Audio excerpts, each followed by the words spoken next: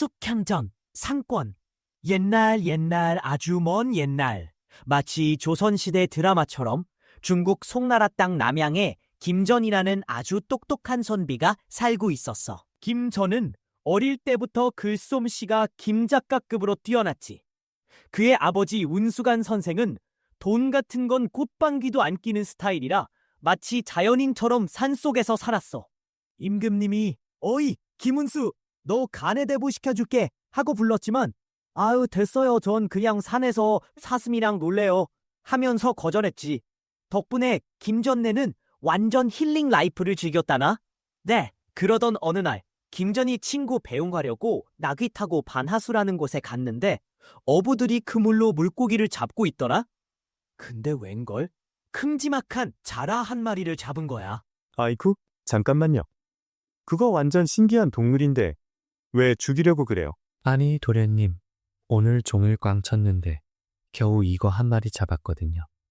배도 너무 고프고 그냥 구워 먹어야겠어요. 김전이 자세히 보니 그 자라 이마에 천자, 배에는 왕자가 떡하니 새겨져 있는 거 있지? 거의 뭐 나는 특별한 자라다 광고하는 수준. 자라 눈빛이 막 슬픈 드라마 주인공처럼 김전을 쳐다보면서 살려달라는 것 같았어. 자라를 불쌍하게 쳐다보며 안 되겠네. 얼마면 되겠소? 내가 사겠소. 김전은 비싼 값을 치르고 자라를 쿨하게 강물에 풀어줬어. 자라는 고맙다는 듯 김전을 여러 번 돌아보고 유유히 사라졌지.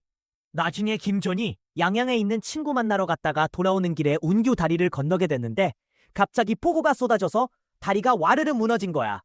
마치 영화 해운대 쓰나미 장면처럼 사람들이 물에 빠져 죽을 위기에 처했지. 하늘이시여, 제발 저 좀 살려주세요. 김전이 절박하게 외치는데 갑자기 물속에서 커다란 쟁반 같은 게 뿅 하고 나타나 김전 앞에 딱 멈춰섰어. 거의 뭐 나타나 하는 것 같았지. 김전은 급한 마음에 얼른 그 위에 올라탔지. 그랬더니 웬걸 그 쟁반이 갑자기 꼬리를 흔들고 네 발로 헤엄치면서 김전을 안전하게 물가로 데려다 주는 거야. 정신을 차리고 보니 그건 바로 예전에 김전이 살려줬던 반하수 자라였어. 아이고, 자라님, 은혜 갚으려고 오셨군요. 감사합니다. 김전이 감사의 인사를 하자 자라가 입에서 안개를 뿜어냈어. 마치 눈앞에 무지개가 뜬 것처럼 황홀한 광경이 펼쳐졌지. 김전이 정신없이 절을 하는데 갑자기 안개가 사라지면서 제비알처럼 예쁜 구슬이 툭 떨어졌어. 자세히 보니 오색 찬란한 빛깔이 번쩍번쩍하고 구슬 안에는 수자랑, 복자가 은은하게 새겨져 있는 거야. 거의 뭐 장수와 복을 드립니다 써 붙여놓은 것 같았지. 구슬을 보며 아하, 예전에 반하수에서 구해준 은혜로 이 구슬을 준 거군. 김전은 횡재했다는 듯 구슬을 챙겨서 집으로 돌아왔어. 김전은 꽃다운 나이에도 집이 가난해서 아직 장가를 못 갔어. 그러던 중 형초 땅에 장이라는 부자가 있었는데 완전 금수저 집안이었지. 외동딸을 어찌나 아끼는지 내 딸은 절대 아무나 못 줘 하는 분위기였어. 그러다가 김전의 똑똑하다는 소문을 듣고 어머, 쟤 괜찮네? 우리 딸 사윗감으로 딱이겠어 하면서 혼단이 오가게 된 거야. 김전은 쿨하게 승낙하고 운교 다리에서 얻은 구슬을 예물로 보냈지. 요즘 시세로 치면 거의 몇 억짜리 다이아몬드 반지 보낸 거나 마찬가지였을 거야. 아니, 영감, 아무리 그래도 저렇게 가난한 사람한테 우리 딸을 시집 보내려고요? 내 속이 다 타는군. 혼이네. 돈 따지는 건 완전 무식한 짓이오. 김전은 얼굴도 훤칠하고 아주 비범하잖소. 나중에 분명히 훌륭한 사람이 될 거요. 게다가 저 예물은 돈으로도 바꿀 수 없는 귀한 물건이 아니겠소? 장인은 장인을 불러서 옥으로 만든 반지를 하나 만들었는데 그 빛깔이 어찌나 황홀한지 보는 사람마다 넋을 잃을 정도였대. 드디어 결혼식 날! 김전 부부는 마치 드라마 주인공처럼 너무나 잘 어울렸어. 장인은 흐뭇함을 감추지 못했지. 그런데 이게 웬일? 10여 년 뒤에 장이 부부가 갑자기 병에 걸려 세상을 떠나고 만 거야. 김전 부부는 장례를 정성껏 치르고 3년 동안 상복을 입으며 슬픔에 잠겼어. 김전의 집안은 돈은 많았지만 아기가 없어서 늘 걱정이었어. 그래서 유명하다는 산과 절에 가서 정성껏 기도를 드렸지. 그러던 어느 7월 보름날, 김전 부부가 완월루라는 정자에 올라 달을 구경하고 있었어. 그런데 갑자기 하늘에서 하얀 꽃 한 가지가 툭 떨어져서 장씨 앞에 내려오는 거야. 자세히 보니 살구꽃도 아니고 매화도 아니었어. 맑은 향기가 코를 찌르는데 갑자기 광풍이 불어와서 그 꽃이 흩어져 버렸지. 김전의 아내 장씨는 밤에 신기한 꿈을 꿨어요.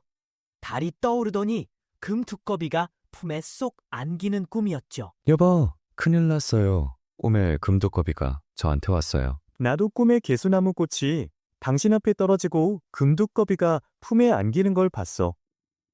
곧 좋은 소식이 있겠구려. 예언대로 장씨는 임신했고 10달 뒤인 4월 초파일에 아이를 낳았어요. 그날 밤 집에는 오색 구름이 가득하고 향기가 진동하더니 선녀 2명이 촛불을 들고 나타나 김전에게 말했어요. 돈이 없습니다. 선녀들이 장씨 방으로 들어가자 온 집안에 상서로운 기운이 넘실거렸죠. 김전이 이상하게 여겨 안방으로 가보니 장씨는 이미 순산했고 선녀들은 유리병에 든 향수로 아기를 씻기고 있었어요. 아이는 원래 달나라에서 온 아이인데 하늘의 벌을 받아 인간 세상에 내려온 겁니다. 부디 귀하게 키우시고 하늘의 뜻을 거스르지 마세요. 이 아이의 배필은 악양 이정승댁 아들이니 이 또한 하늘의 뜻입니다. 저희는 이제 그 아이에게 가봐야 하니 이 아이 이름은 선녀들이 사라진 후 김전은 아기를 봤어요. 어쩜 저렇게 예쁠까? 김전은 숙향이 예쁘긴 했지만 딸이라서 조금 아쉬웠어요. 그렇게 숙향은 세상에 나오게 되었답니다. 슉! 숙향이가 5살 되던 해 전쟁이 커졌어요. 형주의 적군이 쳐들어오니 사람들은 피난길에 올랐죠. 김전도 가족을 데리고 강릉으로 피난 가던 중 도적대를 만났어요. 가진 돈은 물론이고 심지어 신발까지 털렸어요.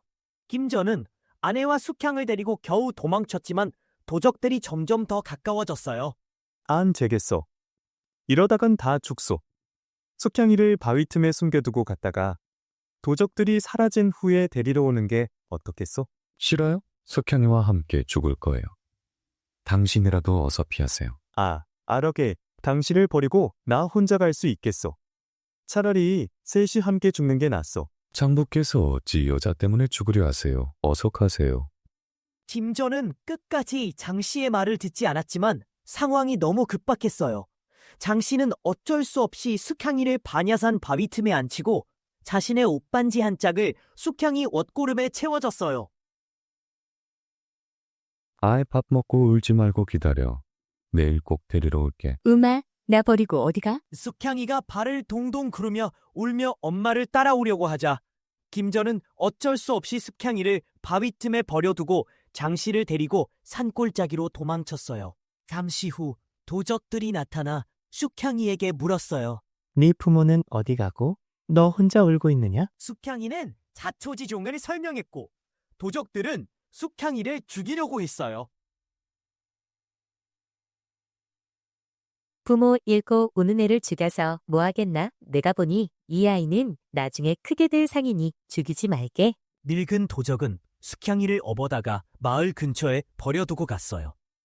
숙향이는 어찌할 바를 몰라 길가의 가시덤불 밑에 웅크리고 앉아 부모님을 부르며 울었어요. 지나가던 사람들이 불쌍히 여겨 밥도 주고 물도 주며 위로했지만 데려갈 형편은 안 됐죠. 나도 너를 데려가고 싶지만 내 자식 건사하기도 힘드니 어쩔 수가 없구나. 애는 늦가을이었어요. 찬바람이 불어오는 밤, 숙향이는 추위에 떨며 잠도 제대로 못 잤어요. 그런데 갑자기 황새 2마리가 날아와 날개로 숙향이를 덮어줬어요. 이상하게 생각했지만 따뜻한 기운에 숙향이는 잠이 들었어요. 다음 날 아침, 숙향이는 부모님을 그리워하며 울었어요. 그때 까치 1마리가 날아와 숙향이 무릎 위에 앉아 울더니 날아갔어요. 숙향이는 이상하게 여겨 까치를 따라갔고 여러 산을 넘어 큰 마을에 도착했어요. 엄마, 아빠. 숙현이가 울면서 마을을 헤매자 한 마을 사람이 물었어요. 전쟁 때문에 부모님과 떨어진 숙현이는 세상에 덩그러니 남겨졌어요. 엥 울고 있네. 으흐, 꼬맹이가 왜 울고 있니? 엄마, 아빠가 내일 데리러 온다고 했는데 안 와서 울고 있어요. 아이고, 딱 보니까 전쟁 때문에 부모 잃은 애구나. 칫. 행인이 불쌍했는지 먹을 걸 줬어요. 요즘 편의점 삼각김밥 하나에 1,200원 정도 하려나? 숙장이는 갈 곳도 없고 막막한데 갑자기 원숭이가 나타나서 삶은 고기를 줬어요. 웬열? 횡재했네. 덕분에 배고픔은 겨우 면했어요. 네. 한편 김생원은 장씨 부인을 몰래 숨겨놓고 숙향이를 찾아다녔지만 흔적조차 없었어요. 여보, 숙향이를 못 찾았어.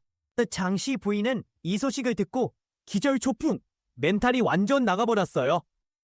여보, 정신 차려요. 숙향이가 죽었으면 시체라도 있어야 할 텐데 흔적도 없는 걸 보면 누가 데려간 게 분명해요. 전에 왕균 도사님이 했던 말 기억 안 나요? 이제 그만 슬퍼해요. 헌, 어떻게 잊어요? 숙향이는 정처 없이 떠돌아다니다가 날이 저물어 나무 밑에 앉아 울고 있었어요. 그때 파랑새가 꽃보모리를 물고 와서 숙향이 손에 톡 떨궜어요. 웬떡? 숙향이가 꽃보모리를 먹었더니 배도 안 고프고 정신도 맑아지는 거 있죠. 파랑새를 따라가 보니 웬걸 엄청 으리으리한 궁궐이 나타났어요. 파랑새는 슝 하고 문 안으로 들어가자고 했어요. 숙향이가 할머니를 따라 궁궐 안으로 들어가니 화려한 옷을 입은 부인이 의자에서 내려와 숙향이를 맞이했어요. 어머, 선녀님. 인간 세상에 내려와 계셨군요. 저를 못 알아보시는 거예요? 부인이 시녀에게 뭔가를 가져오라고 시켰어요. 경액을 가져오너라. 농우. 시녀가 예쁜 쟁반에 뭔가를 받쳐왔는데 숙향이가 그걸 마시자 정신이 번쩍 들면서 천상에서의 기억이 되살아났어요. 마치 어릴 적 사진 보는 것처럼 과거가 주마등처럼 스쳐 지나가는 거죠. 제가 죄를 지어 인간 세상에서 고생하고 있는데 부인께서 이렇게 너그럽게 대해주시니 정말 감사합니다. 여기는 명사객이고 저는 후토 부인이에요. 선녀님께서 인간 세상에서 고행하신다기에 원숭이, 황새, 까치, 파랑새들을 보냈는데 만나보셨나요? 부인 덕분에 겨우 목숨을 부지했습니다. 은혜를 어떻게 갚아야 할지 레더이 영영디 레더 인간 세상에서 고생하시기로 하셨다지만 그렇게 겸손하게 말씀하실 필요 없어요. 오늘은 늦었으니 여기서 묵고 내일 가죠. 구토부인은 잔치를 열어 숙향이를 환대했어요. 숙향이의 정신이 점점 맑아지면서 궁금한 게 많아졌죠. 전의 명사계에는 영라대왕님 말고도 시왕이 계시다고 들었는데 정말인가요? 맞아요. 인간 세상에서 부모님이 저를 버리고 가셨는데 혹시 돌아가셨다면 시왕전이 개논약해질지도 몰라요. 뵙고 싶은데 선녀님의 부모님도 원래 하늘나라 선관이었는데 잠시 인간 세상에 내려온 것뿐이라 명사계에는 오지 않아요. 때가 되면 다시 하늘로 돌아가실 거예요. 그럼 부모님을 다시 만날 수 있을까요? 달나라에 계실 때 선녀님을 구하려다 죄를 짓고 상승상 댁에 가서 규성선녀의 은혜를 갚고 태을을 만나야 부모님이 어디 계신지 알 수 있을 거예요. 그러려면 취직이 걸릴 거예요. 인간 세상에서 하루하루가 1년처럼 느껴지는데 있을지 5년을 5년을 어떻게 기다려? 마음이 아무리 급해도 하늘이 정해놓은 운명이니 어쩔 수 없어요. 5번의 죽을 고비를 넘기고 나면 모든 게 원래대로 돌아올 거예요. 자, 어서 가세요. 제가 인간 세상 길을 몰라요. 누구 집에 가서 의탁해야 할까요? 가시는 길은 제가 알려드릴게요. 네, 후토 부인은 작별 인사를 건네며 숙향에게 중요한 정보를 다시 한번 강조했어. 장승상, 댁으로 바로 가세요. 후토 부인은 금으로 만든 화분에 심긴 나무에서 가지 하나를 꺾어 사슴뿔에 매달았어. 마치 배달의 민족 앱에서 선물하기 기능을 사용하는 것처럼 말이야. 아이 사슴을 타고 가다가 배고프면 이 열매를 먹으렴. 말을 마치자마자 후토 부인은 연기처럼 사라져버렸어. 숙향은 얼떨결에 사슴 등에 올라탔는데 사슴은 마치 로켓 배송처럼 구름 속을 쏜살같이 달려갔지. 도대체 어디로 가는지 숙향은 전혀 감을 잡을 수 없었어. 한참을 달리던 사슴이 어느 곳에 멈춰섰어. 숙향은 사슴에서 내려 허기를 느꼈지. 후토 부인이 준 열매를 먹으니 놀랍게도 배가 든든해졌어. 마치 5,000원짜리 편의점 도시락 하나로 하루 종일 굶주림을 잊는 기분이랄까? 하지만 천상으로 돌아갈 길은 점점 멀어져 가는 듯했어. 낮곳을 몰라 숙향은 근처 모란나무 덤불에 기대에 잠시 졸았어. 그런데 여기가 어디냐고? 바로 장승상 댁의 정원이었던 거야. 장승사는 남군 출신으로 어린 나이에 과거에 급제해서 30세도 되기 전에 정승자위에 올랐어. 그의 명성은 온 세상을 뒤덮을 정도였지. 하지만 신종 황제 시절 간신들의 모함으로 벼슬에서 쫓겨나 고향에서 은둔 생활을 하고 있었어. 마치 잘 나가던 SKY 캐슬의 주인공이 갑자기 나는 자연인이다를 찍게 된 셈이지. 슬아에 자식 하나 없어 늘 마음 한구석이 허전했는데 어느 날 밤 그의 부인이 꿈을 꿨어. 꿈속에서 한 선녀가 나타나 개수나무 가지를 건네는 거야. 마치 로또 1등 당첨 예감 같은 꿈이었지. 깜짝 놀라 잠에서 깬 부인은 이 꿈 이야기를 장승상에게 털어놓았어. 그거 정말 신기한 꿈이구려. 장승상은 꿈 이야기를 듣고 뭔가 심상치 않음을 느꼈어. 그는 곧장 뒷정원으로 나가 꽃구경을 시작했지. 그런데 갑자기 오색 영롱한 체온이 들이우고 향기로운 냄새가 진동하는 거야. 마치 인스타 필터 효과를 쓴 것처럼 주변이 환상적으로 변했지. 잠시 후 구름이 걷히고 모란 덤불 속에서 어린아이가 잠들어 있는 것을 발견했어. 쥐 누구야? 장승상은 너무 놀라 부인을 부르려고 시녀를 찾았어. 그 소리에 아이가 잠에서 깨어났지. 너는 누구인데 여기서 자고 있느냐? 이름은 뭐고 집은 어디냐? 제 이름은 숙향이고 집은 어딘지 몰라요. 전쟁 때문에 부모님을 잃고 이곳저곳 떠돌아다녔는데 어떤 짐승이 저를 어거다 여기에 두고 갔어요. 전쟁통에 부모를 잃은 아이라니 딱하구나. 부인이 숙향을 자세히 살펴보니 꿈속에서 보았던 선녀의 모습과 똑 닮은 거야. 마치 데자뷰 현상을 느낀 것처럼 기이하게 생각하며 말했지.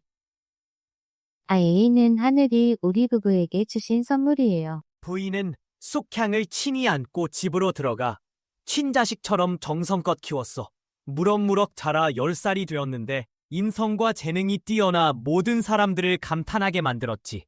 마치 엄친딸의 표본 같았어. 장승상 두 분은 숙향을 너무나 아껴 집안의 모든 일을 맡기고 좋은 배필을 찾아 후사를 부탁하려 했어.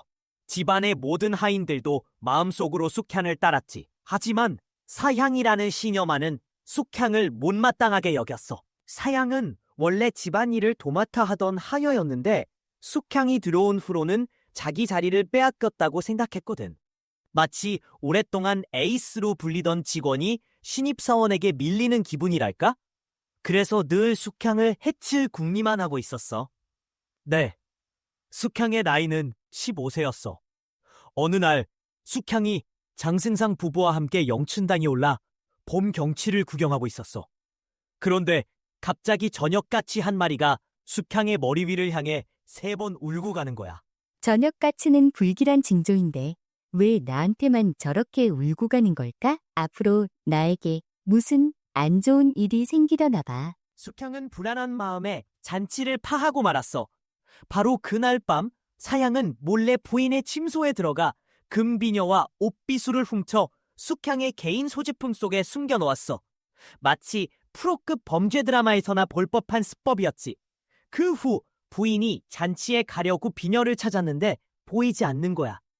이상하게 생각하며 여기저기 찾아보니 옥비스마저 사라진 것을 알게 되었어. 부인은 모든 하녀들을 불러 모아 도둑을 잡으려 했지. 무슨 일로 이렇게 소란을 피우시는 거예요? 옥비수와 금비녀가 없어졌으니 어찌 찾지 않겠느냐. 사향은 부인에게 몰래 다가가 속삭였어. 전에 숙향 아씨가 부인 침소에 들어가 물건들을 뒤적이더니 뭔가 치마 속에 감추고 자기 방으로 돌아갔어요. 수상해요. 숙향이 워낙 맑고 깨끗한 아이인데 설마 그런 짓을 했을 리가. 숙향 아씨가 예전에는 안 그랬는데 요즘 들어 혼인 이야기가 오가면서부터 자기 물건들을 챙기는 것 같더니 수상한 행동을 많이 해. 부인도 점점 의심이 들기 시작했어. 그래서 숙향을 불러 말했지. 후토 부인의 도움으로 장승상 댁에 도착한 숙향은 장승상 부부에게 발견되어 극진한 보살핌을 받지만 시녀 사향의 질투로 인해 도둑으로 몰릴 위기에 처하게 돼. 사건의 전말은 이렇다. 사라진 봉차, 고급 차 세트, 지금으로 치면 한 50만 원 상당와 장도, 장식용 칼 한 30만 원 정도를 찾기 위해 장승상 부인이 수색을 시작하는데 봉차랑 장도가 혹시 내 방에 있나 한번 보자. 제가 가져온 적이 없는데 어찌 제 방에 있겠어요? 숙향은 결백을 주장하며 자기 그릇을 내놓고 직접 찾아보라고 하는데 맙소사 웬걸 그 안에 봉차랑 장도가 떡하니 들어있는 거 있지. 네가 안 가져왔으면 대체 왜 네 그릇에 봉차랑 장도가 있는 건데. 부인은 곧장 남편 즉 장승상에게 달려가 이 사실을 알립니다. 마치 드라마 부부의 세계의 한 장면처럼 말이야.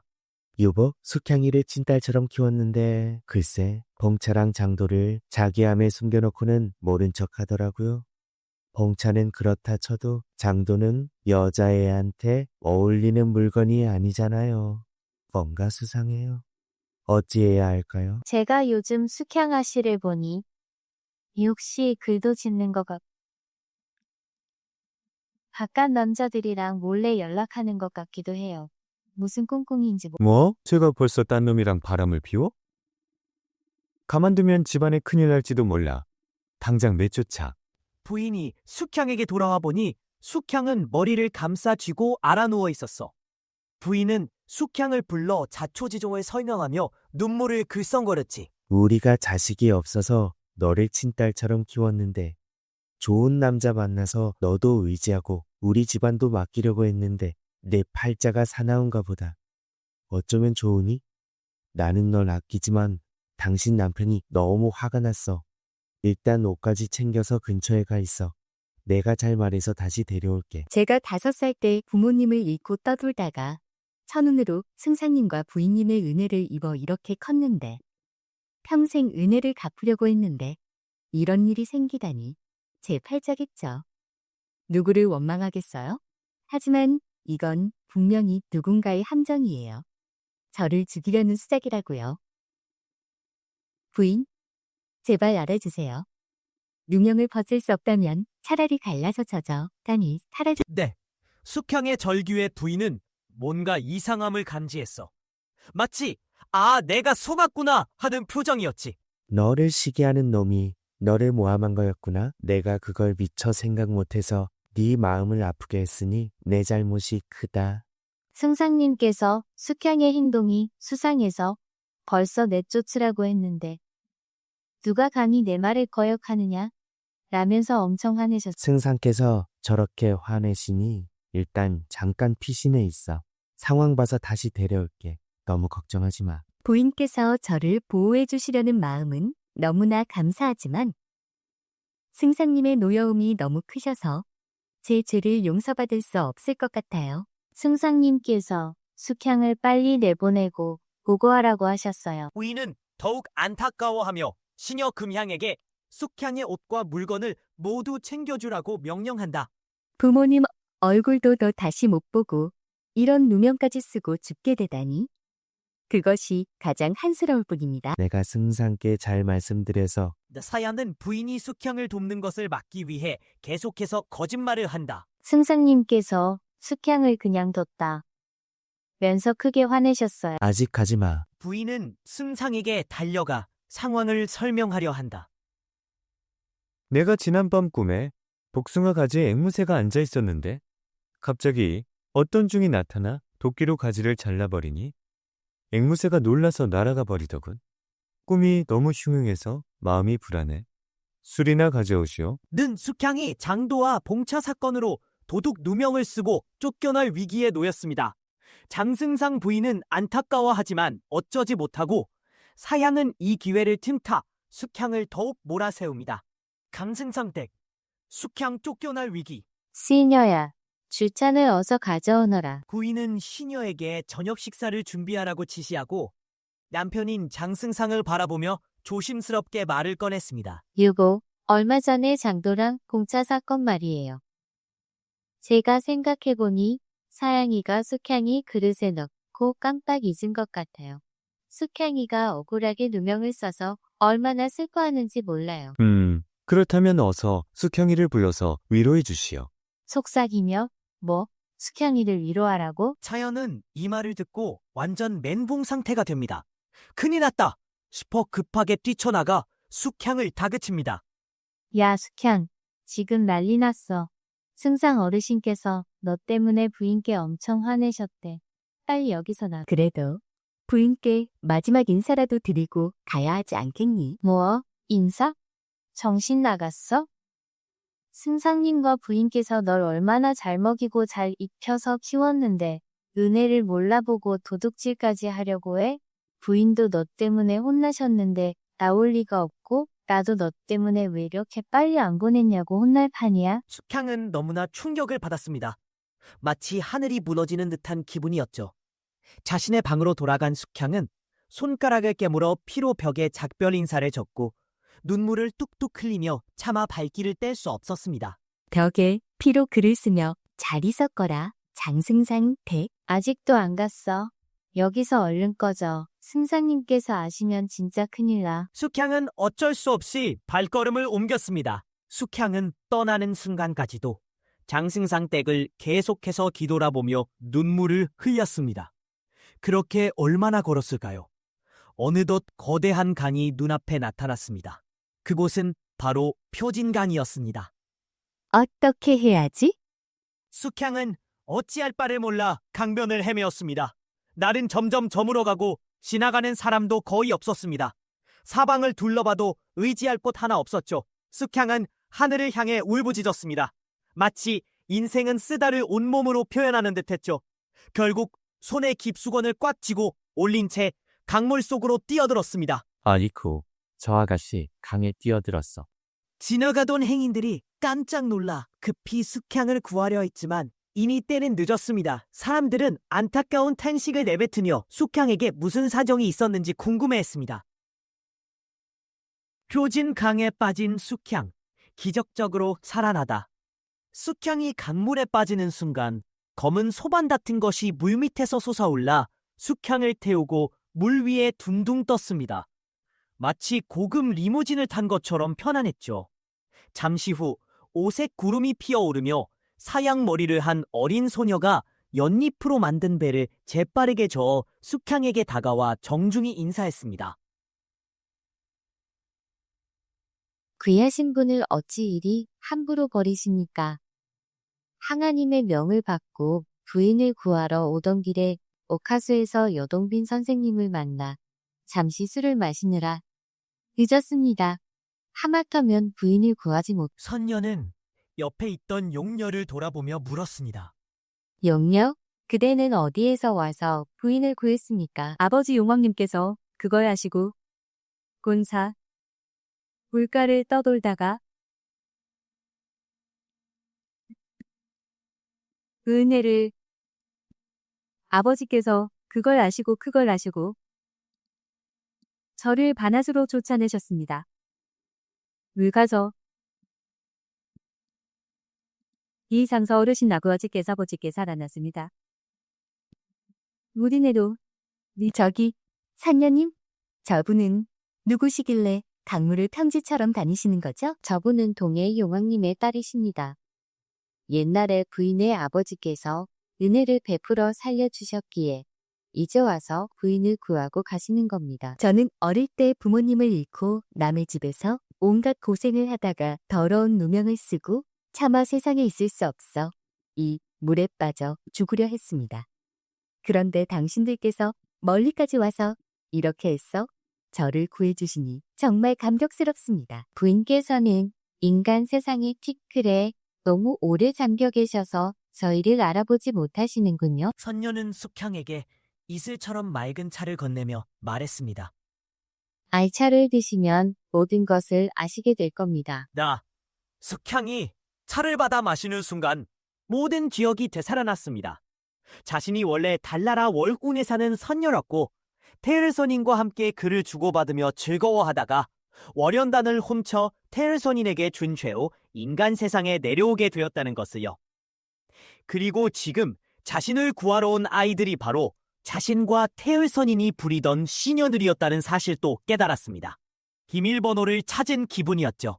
장승상 댁에서 억울한 누명을 쓰고 쫓겨난 숙향은 표진강에 몸을 던지지만 과거 인연이 있던 선녀와 용녀의 도움으로 기적적으로 살아나고 자신의 전생을 기억해냅니다. 선녀는 숙향을 붙잡고 그간의 일들을 물었습니다. 내가 전생에 죄를 많이 지어서 부모님도 잃고 고생하는 건 그렇다 쳐. 근데 장승상 댁에서 뒤집어 쓴 누명은 대체 뭔 일이래? 선녀가 숙향을 안심시키듯 말했습니다. 너무 억울해하지 마. 다 하늘이 정해놓은 운명이야. 장승상 댁과의 인연은 딱 10년짜리였던 거지. 너를 모함했던 사양이는 옥황상제께서 엄청 화내셔서 벼락 맞아 죽었어. 그리고 네가 억울하게 누명 쓴 것도 장승상 댁에서 이미 다 알고 있대. 사람 보내서 널 찾아다녔지만 우리 샤고 돌아갔으니 너무 걱정 마. 근데 앞으로 굵직한 아이고, 지난 일도 끔찍했는데 또 애군이 2개나 남았다니. 장승상 댁에서 내 억울함을 안다니까. 거기로 가서 애군을 피하면 안 될까? 그건 안 돼. 모든 건 하늘의 뜻대로 되는 거라서 네 마음대로 할 수 없어. 게다가 네 진짜 인연인 태율이 있는 곳은 장승상 댁에서 무려 3,300리나 떨어져 있어. 지금은 만날 길이 너무 멀어. 태율이를 만나기 전에는 인간 부모님도 다시 만나기 힘들 거야. 태율이는 어디에 있는데? 그리고 인간 세상 이름은 뭔데? 전에 항아님 말씀 들어보니까 태율이는 낙양 땅에서 위공의 아들로 태어나서 엄청 잘 먹고 잘 산다고 하셨어. 같은 날 인간 세상에 내려왔는데 쟤는 완전 금수저 물고 태어나고 나는 왜 이렇게 고생만 하는 거야? 원래 네가 먼저 죄를 지었기 때문에 고생길을 걷게 된 거야. 태율이는 원래 옥황상제를 모시던 아주 높은 신이었는데 옥황상제께서 엄청 아끼셨대. 항아님의 부탁으로 어쩔 수 없이 인간 세상에 보냈지만 아주 귀하게 점찍어 두셨다잖아. 태율이가 있는 곳이 3,300리나 떨어진 곳이라니. 그럼 태율이를 만나기 전까지 나는 어디에 기대서 살아야 해? 우리 부모님은 또 언제 만나고? 혼자서는 너무 멀고 험하니까 우리 연꽃집 배를 타면 순식간에 갈 수 있을 거야. 그리고 천태산에 있는 마고선녀님이 널 기다리고 있대. 마고선녀님이 널 도와주려고 거기서 기다리고 계실 거야. 선녀는 말을 마치고 아름다운 노래를 부르며 연꽃 잎배를 띄웠습니다. 배는 마치 로켓처럼 빠르게 나아갔습니다. 순식간에 목적지에 도착하자 선녀가 말했습니다. 이제 여기서 내려서 동쪽으로 가봐. 분명히 널 도와줄 사람이 나타날 거야. 정녀는 동정귤 2알을 숙향에게 건네며 말했습니다. 가다가 배고프면 이거 먹어. 선녀는 눈물을 글썽이며 숙향과 작별했습니다. 숙향은 감사 인사를 하고 배에서 내려 동쪽으로 향했습니다. 귤을 먹으니 거짓말처럼 배가 불렀고 까맣게 잊은 채 인간 세상의 일들만 생각하게 되었습니다. 숙향은 속으로 어린 여자가 혼자 다니다가 무슨 봉변을 당할지 몰라 라고 생각했습니다. 그래서 어느 시골집에 가서 비단 옷을 주고 낡은 옷으로 바꿔 입었습니다. 얼굴에는 검댕을 칠하고 한쪽 눈을 감고 다리를 저는 척하며 지팡이를 짚고 길을 나섰습니다. 한편 장승상은 부인에게 숙향이 억울하게 누명을 썼다는 이야기를 듣고 안타까워하며 말했습니다. 어리 숙향이를 다시 불러들이시오. 이 부인은 기뻐하며 하녀를 시켜 숙향을 불러오게 했습니다. 하지만 사향이는 이 소식을 듣고 깜짝 놀라 부인에게 달려와 얼굴을 찡그리며 말했습니다. 저런, 설마 진짜로 그렇게 하실 줄은 몰랐네요. 마르칸 하는 척 연기했습니다. 부인이 무슨 일이냐고 묻자 사향은 거짓말을 지어내기 시작했습니다.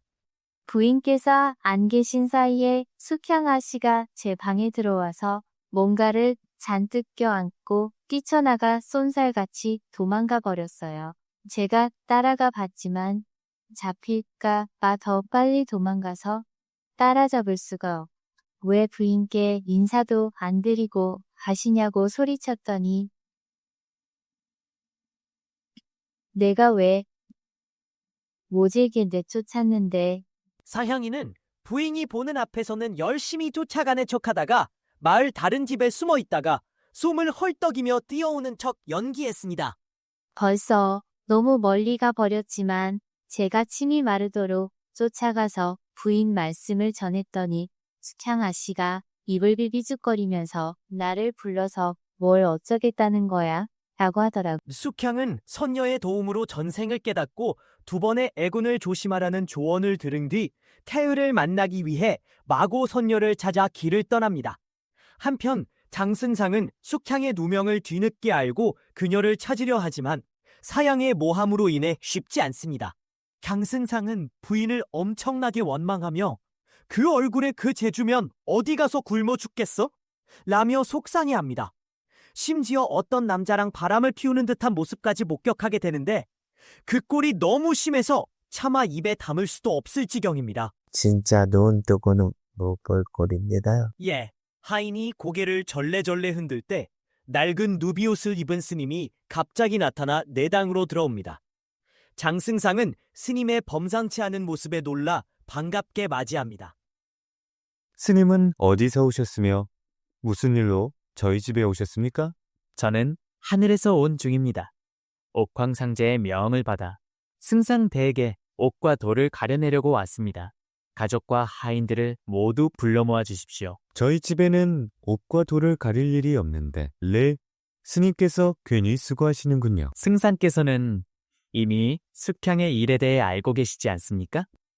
장승상이 대답하기도 전에 사양이 달려나와 말합니다. 아이 스님은 대체 어디서 온 중이기에 숙향의 말만 듣고 재상집에 함부로 들어와 헛소리를 하는 겁니까? 승상, 당장 저 스님을 잡아다가 벌 주십시오.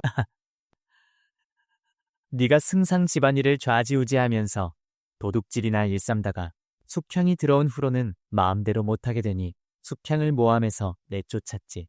승상은 속았을지 몰라도 하늘까지 속일 수 있을 것 같으냐. 천승이 소매에서 작은 불수레를 꺼내 올라타자 갑자기 천둥 번개가 치고 엄청난 비가 쏟아집니다.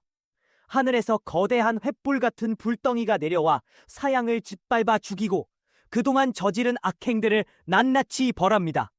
장승상과 집안 사람들은 모두 기절하고 말았습니다. 사양은 자기 죄 때문에 죽었지만 가련한 숙향이는 어디로 부인이 숙향의 방에 가보니 벽에 핏글씨가 쓰여 있었습니다. 슬픕니다. 승상과 부인의 은혜, 10년 동안 길러주신 정을 갚지 못하고 누명을 쓴 채 죽으러 갑니다. 사양의 모함이 너무 심해서 어쩔 수. 불쌍한 숙향아, 어디 살아있기만 한다면 다시 볼 수 있을 텐데.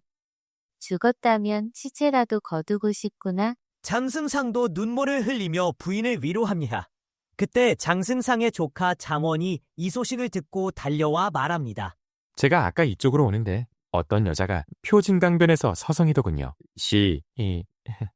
아마 숙향이가 맞을 겁니다. 장승상은 하인들에게 당장 푸진강변에 가서 찾아오라고 명령합니다.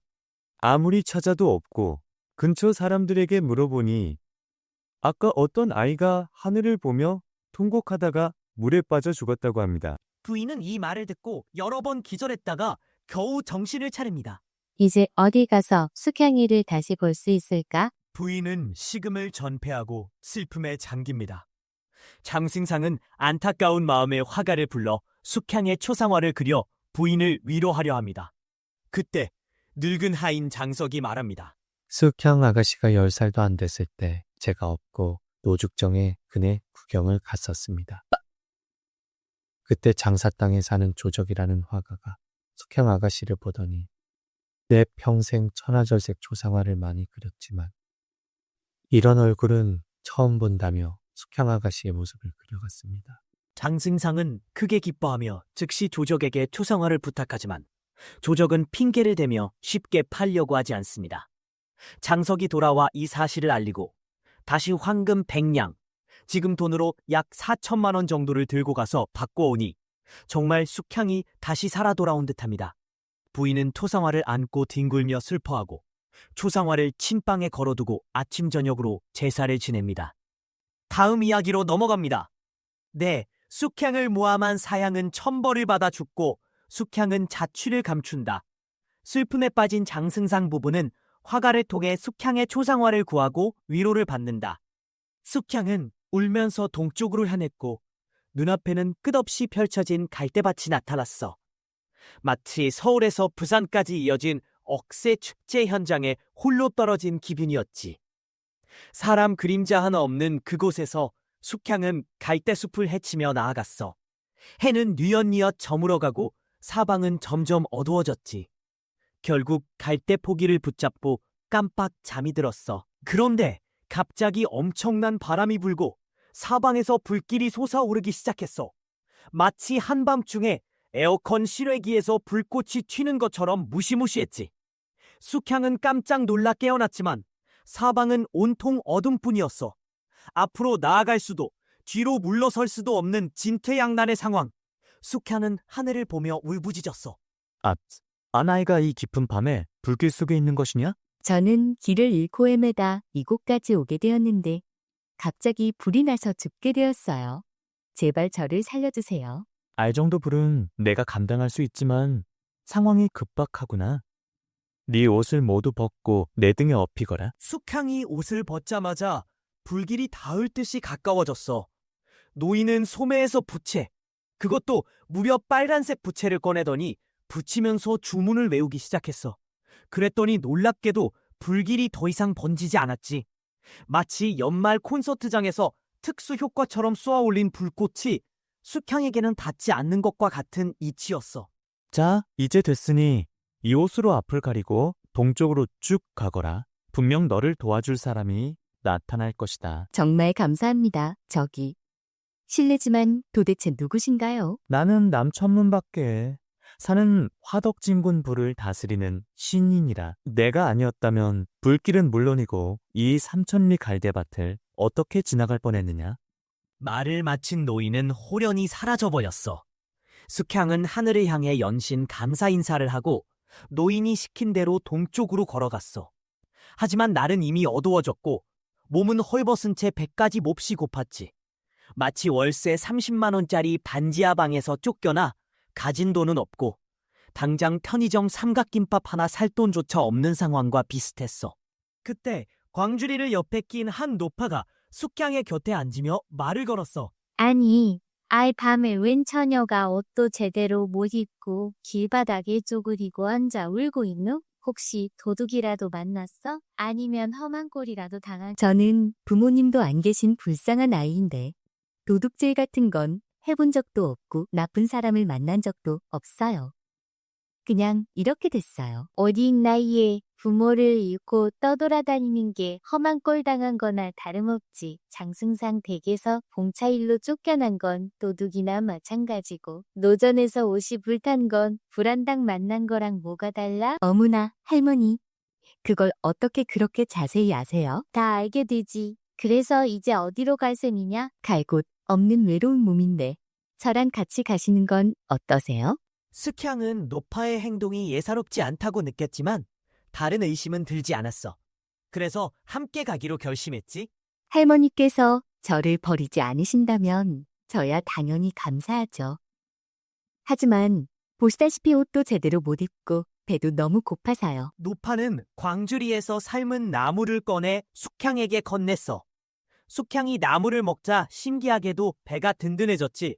마치 5,000원짜리 편의점 도시락 하나로 하루를 버티는 자취생처럼 말이야.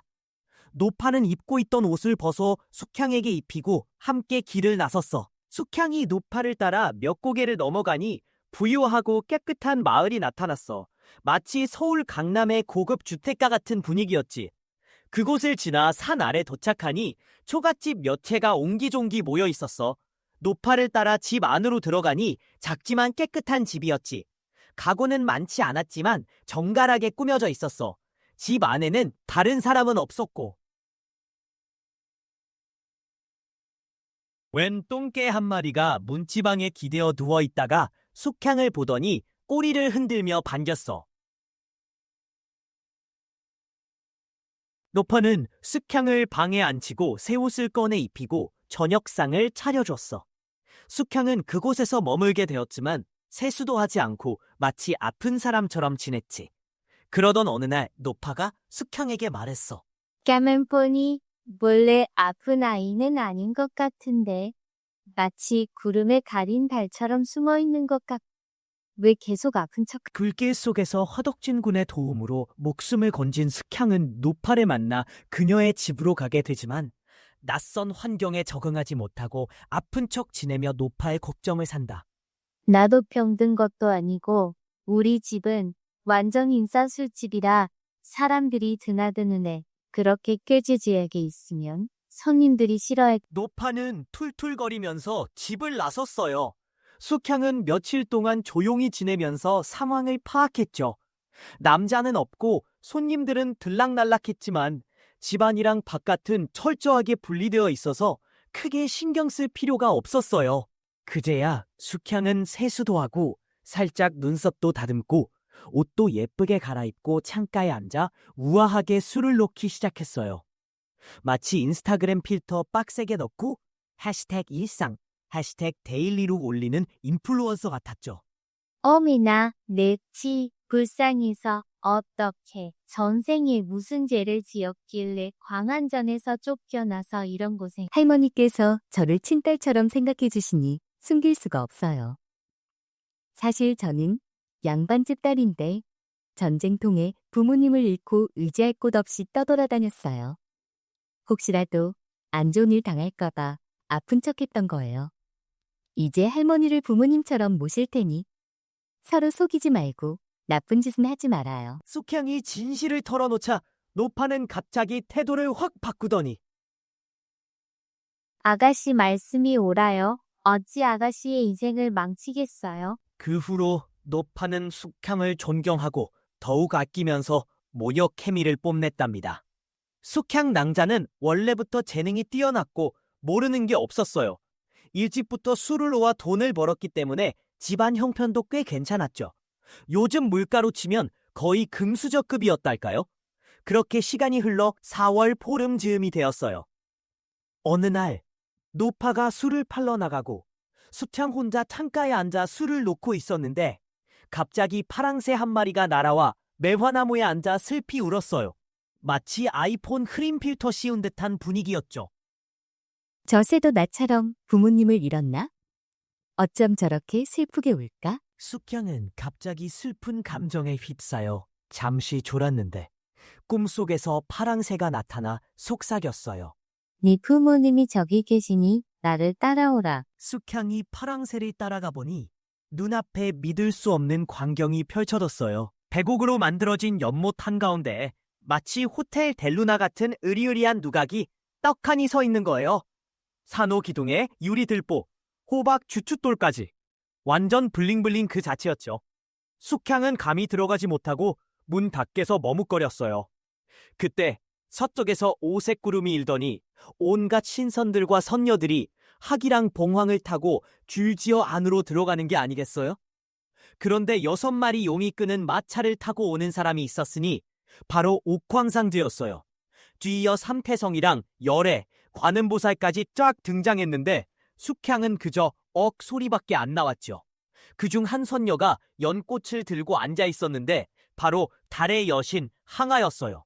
오마 숙향아, 인간 세상 재미있니? 옛날에 같이 놀던 곳 다시 보니까 숙향이 항아를 따라 들어가니 궁궐안은 상상 이상으로 웅장했어요. 보살이 어린 선관을 데리고 들어와 엎드리자 옥황상제가 물었어요. 태율아, 인간 세상은 살만하더냐? 그리고 숙향이는 만났고? 항공하옵니다. 숙향이는 이미 여러 번 죽을 고비를 넘겼으니 이제 그만 용서해 주세요. 그러자 옥황삼제가 열애에게 명했어요. 수명을 정해주어라. 70세까지 살 수 있도록 점지했습니다. 이번에는 칠성에게 명했어요. 자손을 점지해 주어라.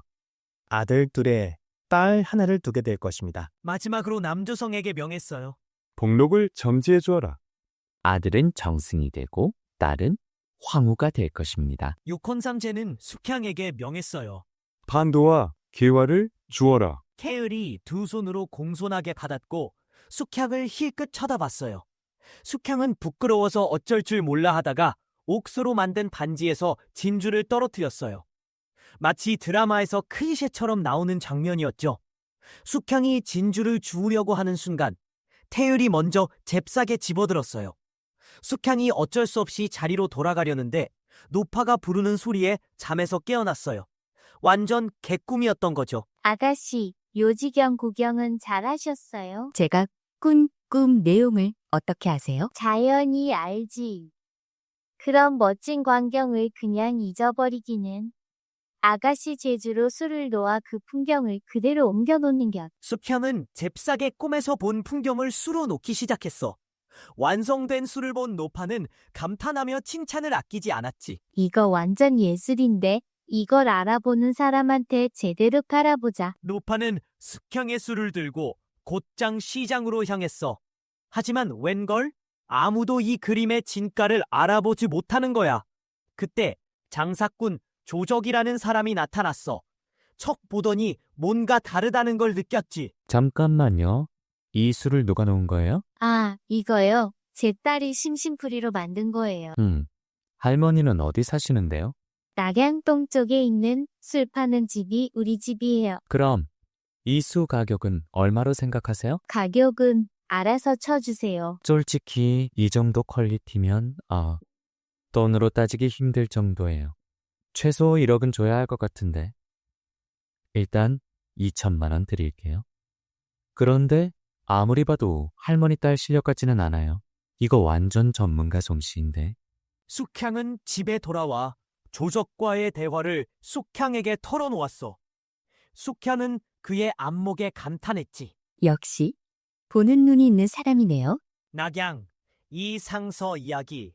한편 낙양에는 이모라는 아주 유명한 분이 살고 있었어. 대대로 뼈대 있는 가문 출신이었지. 이모는 승승장구에서 2부 상서, 지금으로 치면 인사혁신처장 정도 되는 높은 자리에 올랐어. 심지어 황제께서 위공이라는 칭호까지 내렸지. 덕분에 엄청난 권력과 재산을 누리며 살았어. 딱 하나 자식이 없다는 게 흠이었지. 얼마나 애가 탔겠어.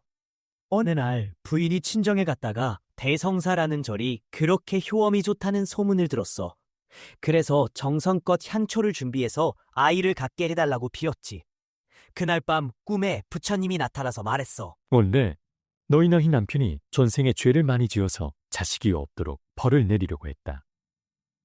하지만 네 정성이 워낙 지극하니 특별히 아들을 점지해주마. 부인은 너무 기뻐서 부모님께 인사하고 서둘러 집으로 돌아왔어. 남편인 이상서가 부인을 맞으며 물었지.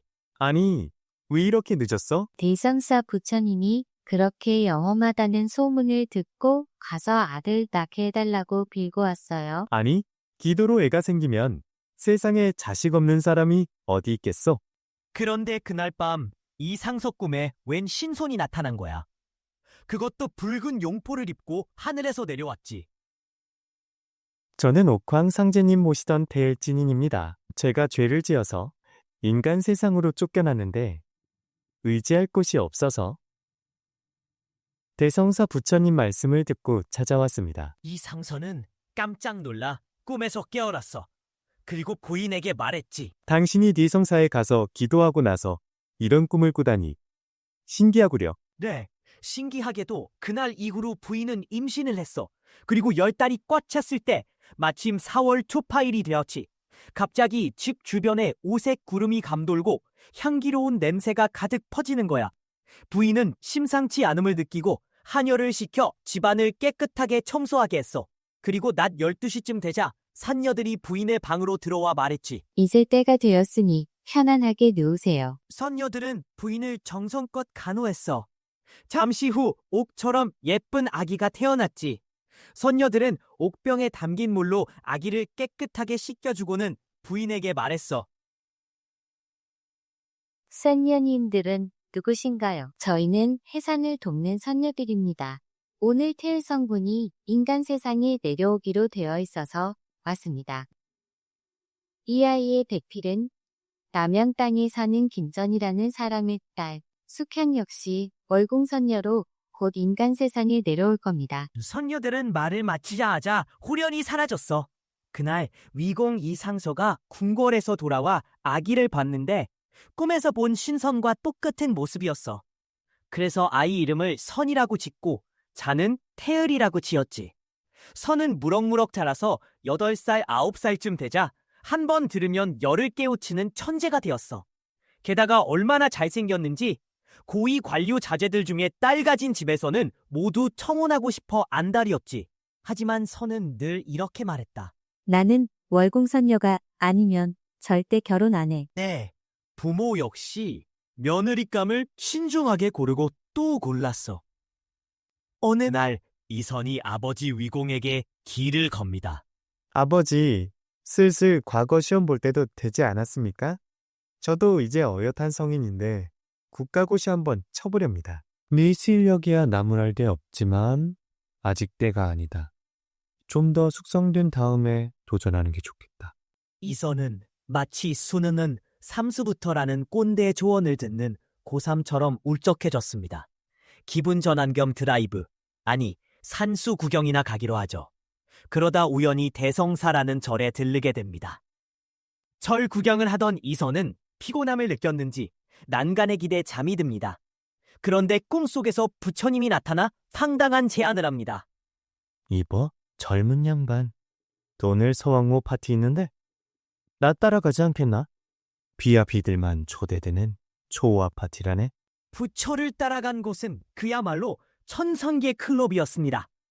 연꽃 카펫이 깔려있고 으리으리한 건물이 즐비한 곳이었죠. 내가 먼저 들어가서 자리 잡아 놓을 테니 천천히 따라오게. 저기 죄송한데 제가 길치라? 혹시 내비게이션 아니 방향이라도 알려주실 수... 부처는 피식 웃으며 이선에게 대추할 만한 알약, 아니 열매를 건넵니다. 그걸 먹자 갑자기 잃어버렸던 기억이 뇌미나웃. 죄송합니다. 아재 개그였어요. 이선은 자신이 전생의 태을 진인이었음을 깨닫게 됩니다. 이선은 마치 오랜만에 만난 조카에게 묻듯 말을 건넵니다. 아이 태을, 인간 세상 재미 좀 봤나? 혹시 소아는 만나봤고? 이선은 죄송하다며 바닥에 납작 엎드립니다. 옥황상제는 옆에 있던 선녀에게 지시합니다. 거기 선녀, 태을이에게 반도 복숭아랑 개와 좀 갖다 줘. 선녀가 옥쟁반에 과일을 담아 이선에게 건넸습니다. 이선은 힐끔 선녀를 쳐다봤고 선녀는 부끄러워하다가 옥지환에 박힌 진주를 툭 떨어뜨립니다. 순간 이선의 눈은 0.1초 만에 진주를 포착합니다. 마치 줍는 사람이 임자라는 불문율을 아는 듯 재빠르게 진주를 줍습니다. 바로 그때 절에서 울리는 저녁 종소리에 이선은 화들짝 놀라 잠에서 깹니다. 모든 게 꿈이었던 거죠. 하지만 그의 손에는 꿈에서 주었던 진주가 쥐어져 있었습니다. 마치 로또 1등 당첨된 기분이었겠죠? 지금 시세로 약 20억 정도? 이선은 너무나 신기한 경험에 대한 감상을 글로 남겼다고 합니다. 자, 오늘은 여기까지. 과연 이 꿈은 무엇을 의미할까요? 그리고 이선은 이 진주로 뭘 할까요? 다음 회에 계속